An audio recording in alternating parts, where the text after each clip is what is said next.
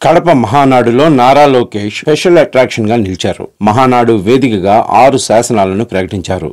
నారా లోకేష్ ప్రసంగం కూడా కార్యకర్తలే తనకు అధినేతలు అని ఆయన చెప్పుకొచ్చారు. భవిష్యత్తులో తెలుగుదేశం పార్టీ కార్యకర్తలకే పెద్దపీట వేస్తుందని కూడా మహానాడు వేదికగా లోకేష్ హామీ ఇచ్చారు. కార్యకర్తలు నేతలపైన ఆధారపడవద్దని, జనంలోకి వెళ్లాలని, అప్పుడే వెతుక్కుంటూ తెలుగుదేశం పార్టీ మీ వెంట వస్తుందని నారా లోకేష్ అసలు సీక్రెట్ చెప్పుకొచ్చారు. కార్యకర్తల సంక్షేమానికి తమ పార్టీ ఎప్పుడూ పాటుపడుతూనే ఉంటుందని, అందుకే దేశంలో ఏ పార్టీకి లేనంతగా 1 కోటి సభ్యత్వాలు ఒక తెలుగుదేశం పార్టీకి మాత్రమే ఉన్నాయని లోకేష్ అన్నారు. ఇక నారా లోకేష్ ఈ మహానాడులో పార్టీ వర్కింగ్ ప్రెసిడెంట్ గా ఎన్నికవుతారన్న ప్రచారం ఊపందుకోవడంతో ఉన్నత స్థాయిలో ఉన్న నేతల నుంచి దిగువ స్థాయి నేతల వరకు నారా లోకేష్ దృష్టిలో పడటానికి ప్రయత్నించేందుకు ఎక్కువ పాటుపడుతున్నట్లు కనిపిస్తుంది.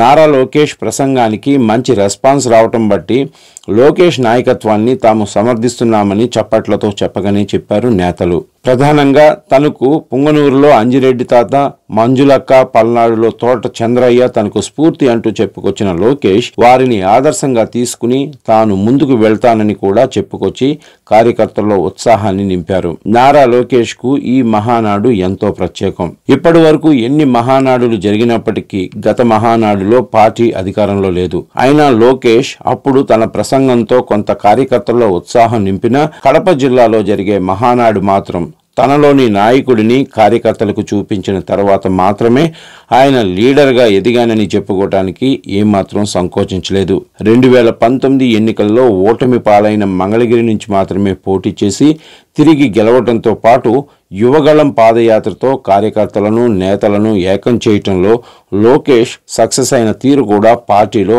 ఆయన ఎదుగుదలకు కారణమైందని చెప్పాలి. అందుకే లోకేష్ వెనుక ఎవరు ఉన్నారన్నది పక్కన పెడితే ఆయన ఆలోచనలు, తీసుకునే నిర్ణయాలు, అందుబాటులో ఉండే సమయం వంటివి అదనపు బలాలుగా మారాయని చెప్పక తప్పదు.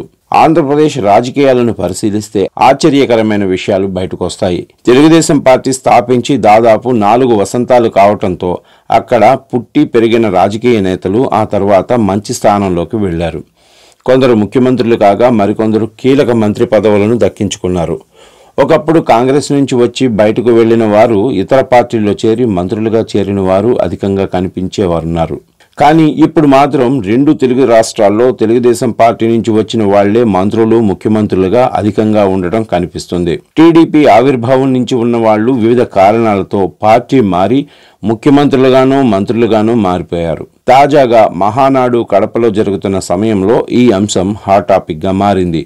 ఎన్టీఆర్ హయాం నుంచి మహానాడు ప్రారంభమైంది.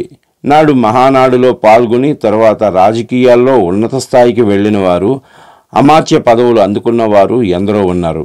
ఇప్పుడు 2 తెలుగు రాష్ట్రాలలో ఎక్కువ మంది పొలిటీషియన్స్ తెలుగుదేశం పార్టీలో రాజకీయ వనుమాలు దిద్ది తర్వాత ఎదిగిన వారు అనేక మంది ఉన్నారు.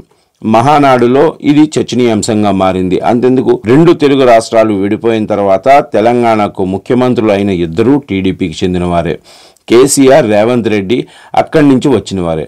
నాడు జరిగిన మహానాడులో వారు చేసిన ఉపన్యాసాలు అందరినీ ఆకట్టుకున్నాయి.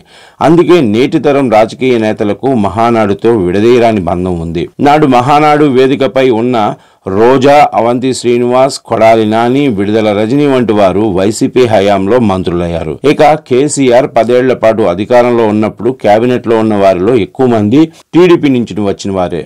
గంగుల కమలాకర్, ఎర్రబెల్లి దయాకర్ రావు, కడియం శ్రీహరి, తలసాని శ్రీనివాస్ యాదవ్ వంటి వారు మంత్రి పదవులు దక్కించుకున్నారు. ఇప్పుడు రేవంత్ రెడ్డి క్యాబినెట్లోనూ ముఖ్యమంత్రి రేవంత్ రెడ్డితో పాటు తుమ్మల నాగేశ్వరరావు, సీతక్క వంటి వారు కూడా టీడీపీ నుంచి ఓనమాలు నేర్చుకుని వచ్చిన వారే. అందుకే టీడీపీ ఇప్పుడు 2 తెలుగు రాష్ట్రాల్లో రాజకీయంగా ఎదిగేందుకు వేదికగా మారిందని చెప్పచ్చు.